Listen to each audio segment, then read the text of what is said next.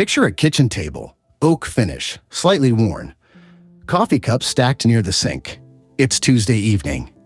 A couple sits there, spreadsheets scattered between them. They've been at this for 40 minutes. Another budgeting session. Another attempt to figure out where the money goes. Sound familiar? Most of us have been there. Making decent money, intending to save. Yet somehow, month after month, the bank account looks eerily similar to where it started. Here's what's interesting. These people aren't failing because they lack discipline. They're failing because they're fighting their own brain. And the brain usually wins. Chapter 1. Why your brain sabotages your savings. 25 years of research into wealth accumulation has taught us something unexpected. Most people who earn substantial incomes don't build substantial wealth. Why not? The answer lies in something economists call fungibility. Money is fungible. Every dollar should be interchangeable with every other dollar. When you earn $2,000, traditional economic theory says you should allocate it rationally across all your needs and goals. But that's not how humans actually work. In the late 1970s, economist Richard Thaler spent a year at Stanford. He was collaborating with psychologists Daniel Kahneman and Amos Tversky. What they discovered changed how we understand money forever. Thaler noticed something peculiar. People treat identical dollars completely differently depending on where they came from. Win $300 in a football pool. Most people splurge, receive $300 in a paycheck. Most people budget carefully, same money, different mental account. Thaler called this mental accounting. We don't see money as one big pool. We divide it into separate mental buckets. Regular salary goes here, bonuses go there, tax refunds, that's found money. This isn't a character flaw, it's neuroscience. Research by psychologist Brenda Milner showed us how memory consolidation works. Our brains rehearse experiences repeatedly, strengthening neural pathways. When those experiences carry emotional weight, the pathways become even stronger. What does this mean for saving? Your brain has rehearsed spending from checking thousands of times. That pathway is a superhighway. Transferring to savings, that's a dirt road. Maybe you've driven it a dozen times this year. Every month you promise yourself you'll save whatever's left over. But leftover money doesn't trigger the same neural response as money I need to spend. So it gets spent. This is where most budgeting advice fails. It assumes willpower. It assumes you'll make the right choice every single time, but willpower is exhaustible. Researchers describe it as a muscle that fatigues with use. Managing a tight budget is mentally taxing. The tighter your budget, the more exhausted your decision-making capacity becomes. This is why you need a different approach entirely. Here's a study that changed everything. In 2004, Thaler partnered with economist Shlomo Benartzi. They published research in the Journal of Political Economy that examined a program called Save More Tomorrow. The concept was elegantly simple. Instead of asking employees to save more right now, they asked them to commit to saving a portion of future salary increases. The key word? Commit, not decide each time. Commit once. Across 3 companies that implemented this program, something remarkable happened. Participants who enrolled increased their savings rates substantially, some from roughly 3% to over 11% in just a few years. The ones who didn't enroll, their savings rates barely budged. What made the difference? Automation. The participants made one decision, then the system took over. No monthly willpower required, no forgotten transfers, no rationalizing why this month is different. But here's what's even more interesting. Research on retirement savings reveals a stunning pattern. Only 8 to 10% of workers eligible for IRAs actually participate in these self-initiated plans. Meanwhile, nearly 70% of workers whose employers offer automated 401k programs choose to participate. Same people.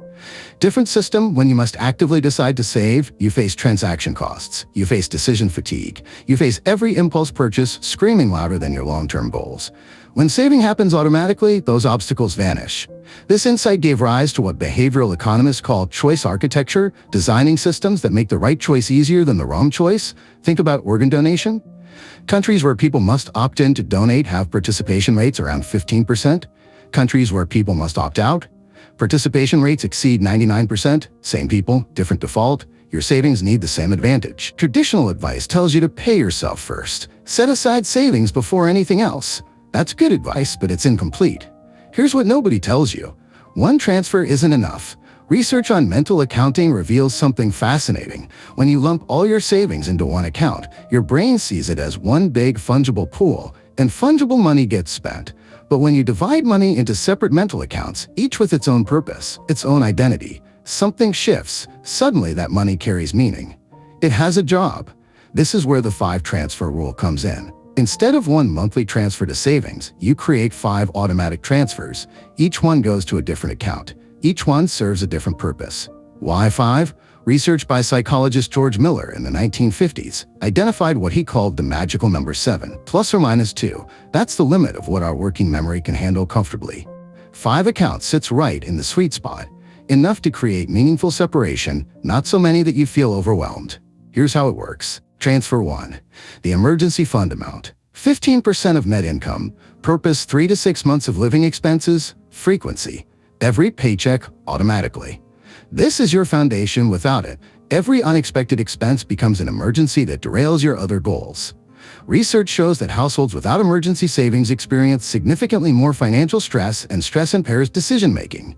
Transfer 2. The retirement account amount. 20% of net income, including employer match. Purpose, long-term wealth, accumulation frequency. Every paycheck automatically. For those over 50, the IRS allows catch-up contributions. In 2024, you can contribute up to $23,000 to a 401k, plus $7,500 in catch-up contributions. That's $3,500 more than younger workers use it. Transfer 3. The tax reserve amount. 10% of net income. Purpose, quarterly tax payments, property taxes, unexpected tax bills. Frequency, every paycheck automatically. This account prevents the annual tax season panic. When April arrives, the money's already there. No scrambling, no payment plans, no stress. Transfer 4. The replacement fund amount. 8% of net income. Purpose, car replacement, home repairs, appliance replacement. Frequency, every paycheck automatically. Everything you own will eventually break: your car, your refrigerator, your water heater. This account ensures you replace them without debt.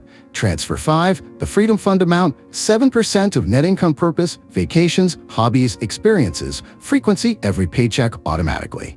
This is crucial. A study in Frontiers in Behavioral Economics found that people who save for specific, emotionally meaningful goals are significantly more likely to follow through. Don't just save for someday. Save for that trip to Italy, for that photography course, for that dream you keep postponing. Add it up. That's 60% of your net income automatically allocated before you even see it. What about the remaining 40% that covers your regular monthly expenses? Housing, food, utilities, transportation, insurance. Yes, this is aggressive. But here's the thing. Most people who reach age 50 without substantial savings got there by being conservative with their savings and aggressive with their spending. This flips the script. Knowledge changes nothing without action. So let's talk about how to actually set this up. Step 1. Calculate your baseline. Look at your last 3 months of net income. Not gross net. What actually hits your bank account? Take the average. That's your starting point. Step 2. Open the accounts. You need 5 separate savings or checking accounts. Many banks allow multiple savings accounts at no cost.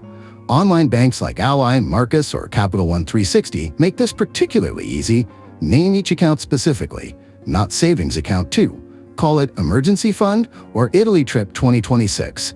Research shows that specific labels increase commitment. Your brain responds differently to vacation savings than to account 4738. Step 3. Set up automatic transfers. This is where the magic happens. Schedule transfers for the day after your paycheck deposits, not sometime during the month, not when. I remember the day after payday. Make them recurring. Most banks allow this in under 5 minutes. Here's a critical detail. If you get paid bi-weekly, divide the monthly target by 2. If you get paid weekly, divide by 4. Smaller amounts transfer more easily than larger ones, both logistically and psychologically. Step 4. Adjust your spending baseline. This is the hardest part. You'll need to reduce expenses by roughly 20% to make room for the increased savings rate.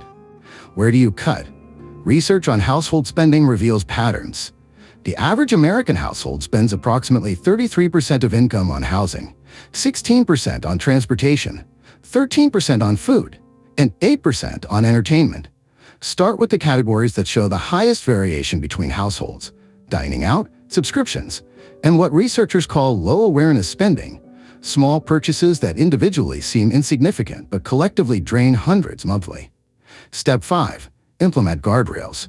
Remove your debit card information from online retailers. Unsubscribe from promotional emails. Delete shopping apps. A study in the Journal of Consumer Research found that removing friction from purchases increases spending by up to 30%. You want friction. Create what Thaler calls commitment devices, mechanisms that make it harder to deviate from your plan. One effective strategy: make your savings accounts at a different bank than your checking account. Transfers take 2 to 3 days instead of being instant. That delay creates space for your prefrontal cortex to override impulse decisions. Traditional budgeting asks you to track everything, categorize every dollar, stay vigilant constantly, but research published in Social Security Bulletin identified 4 categories of impediments to savings: informational issues, heuristics and biases, intertemporal choice problems, and decision context. Budgeting addresses maybe one of those. Informational issues. It tells you where your money goes, but it doesn't address the other 3. The 5 transfer rule addresses all 4. It removes heuristic errors by making savings automatic rather than optional. You can't forget, you can't rationalize skipping just this month. It solves intertemporal choice problems, the tendency to value present consumption over future security, by removing the choice. You decided once. Now the system decides. It optimizes decision context through what researchers call default effects. Studies on organ donation, retirement enrollment, and energy consumption all show the same pattern. People tend to stick with defaults even when changing would be easy. Make savings the default. Make spending require active decisions. But here's the deeper reason this works: mental accounting. When money sits in your checking account, it's in the spending mental account. Your brain categorizes it as available. When money sits in 5 separate accounts, each labeled with a specific purpose, it's in 5 separate mental accounts. Spending emergency fund money on dinner feels different than spending checking account money on dinner. The mental accounting violation creates discomfort. That discomfort protects your savings. Research by Thaler demonstrated this repeatedly. People will drive 20 minutes to save $5 on a $15 purchase, but not on a $125 purchase. Economically, this makes no sense. The time and gas cost the same either way, but mentally, the $5 feels significant relative to $15, insignificant relative to $125. The 5 transfer rule harnesses this quirk. Each account has its own reference point. Each violation of that account feels significant. Does this actually work? Let's look at some numbers. A study examining fintech savings app users found that people who saved toward specific goals with target amounts and deadlines had significantly higher success rates than those saving generally. The research published in Frontiers in Behavioral Economics followed actual user behavior over time. Here's what they found. Higher target amounts decreased. The likelihood of making that first deposit psychologically daunting. But among people who did make that first deposit, higher targets actually increased subsequent saving amounts, meaning once you start, ambitious goals pull you forward. The study also revealed powerful peer effects. People saving for the same goals as friends saved more and were more likely to start saving in the first place. This aligns with earlier research showing that financial decisions are influenced by social context. We save more when we see others saving. But here's the most compelling evidence. Research tracking automatic contribution programs found that platforms using automated transfers reported 59% of users making regular investments. 80% reported that automation helped them save money. Compare that to self-initiated savings programs, where participation hovers around 8 to 10%, 7 times the participation rate, simply by changing the system. Now, let's translate this into dollars. Assume you earn $70,000 annually. After taxes, that's roughly $54,000 net. Monthly, that's $4,500 using the 5 transfer rule. Emergency fund, 15%, $675. Retirement, 20%, $900. Tax reserve, 10%, $450. Propellant fund, 8%, $360. Freedom fund, 7%, $315. Total monthly savings, $2,700. That leaves $1,800 for living expenses. Tight? Yes. Impossible? Not if you've eliminated car payments, reduced housing costs, or cut discretionary spending. But here's what happens over 1 year. $32,400 saved. Over 10 years, assuming just 5% average returns, $420,000. Most Americans over 50 have median retirement savings below $100,000. This approach could quadruple that in a decade. Not everyone can start at 60% savings immediately. That's fine. The system is adaptable. If 60% feels impossible, start with 30%. Keep the 5 accounts, just reduce the percentages. Emergency fund, 8%. Retirement, 10%. Tax reserve, 5% fund, 4%. Freedom fund, 3%, that's 30%. Still substantial, still automatic, still creating those mental account barriers. Then use the Save More Tomorrow strategy. Commit now to increasing each percentage by 1 point whenever you get a raise. Got a 3% raise? Increase each transfer by 4.6%. You'll barely notice it over 5 years. You'll reach the full 60% through incremental adjustments, no painful overnight changes required. Another adaptation: if you're self-employed or have irregular income, the 5-transfer rule needs modification. Calculate your average monthly income over the past year. Set your automatic transfers based on 70% of that average. This builds in a buffer for slower months while still ensuring consistency. During higher income months, manually transfer the additional amounts.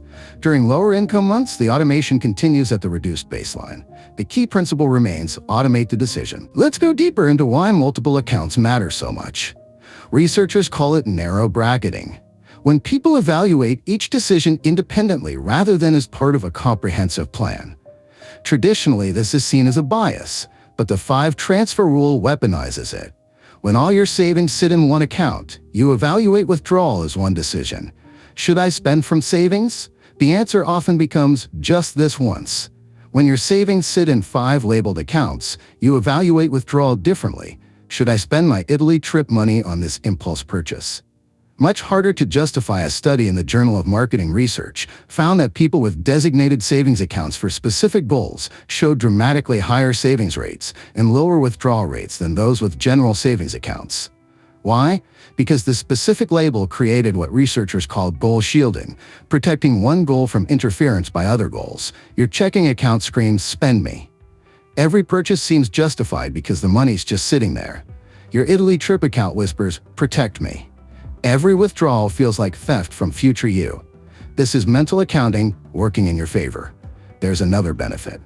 Research on self-control shows that visible progress reinforces behavior. When you see 5 accounts all growing, each one moving toward its specific target, you get 5 sources of positive reinforcement instead of 1. That grandmother who saved coins in jars labeled Christmas, vacation, new coat, she understood mental accounting better than most economists. She just didn't call it that. Remember that couple at the kitchen table? Spreadsheets scattered. Coffee going cold. Another failed budgeting session. Here's what happened. They stopped budgeting. They set up 5 accounts. They automated the transfers. They felt terrified the first month, convinced they couldn't survive on the remaining 40%. They cut cable, reduced dining out from 8 times monthly to twice. Canceled subscriptions they'd forgotten existed. Month 2 was easier. Month 3, easier still. By month 6, they stopped thinking about it. The money simply vanished into those accounts before they could spend it, and the accounts grew. 2 years later, they had fully funded emergency reserves, substantial retirement contributions, and enough in their freedom fund to book that trip to Portugal they'd postponed for a decade. They didn't develop superhuman willpower. They didn't become different people. They just stopped fighting their brain and started working with it. That's the real insight from 25 years of behavioral economics research. You can't willpower your way to wealth. Willpower fails under stress. Willpower depletes. Willpower loses to impulse. But systems don't require willpower. They require one decision, made once, then executed automatically forever. The 5-transfer rule is that system. It harnesses mental accounting, a quirk of human psychology to protect your future from your present. It creates friction around spending and removes friction from saving. It makes the right choice the easy choice. Most financial advice treats you as broken, lacking discipline, lacking knowledge, lacking something. This approach treats you as human. Humans have predictable biases. Those biases can be redirected. You don't need to become someone else. You need to build systems that work with who you already are. The research is clear. Automatic systems outperform voluntary systems by massive margins. Mental accounts protect money better than willpower. Specific goals drive behavior more than vague intentions. The only question remaining is, will you implement it? Not next month, not after the holidays, not when things settle down, today, right now, while you're thinking about it. Open those accounts, calculate those percentages, set those transfers, make one decision that changes everything. Because here's the truth, in 20 years, you'll wish you had started today. Don't let future you have that regret.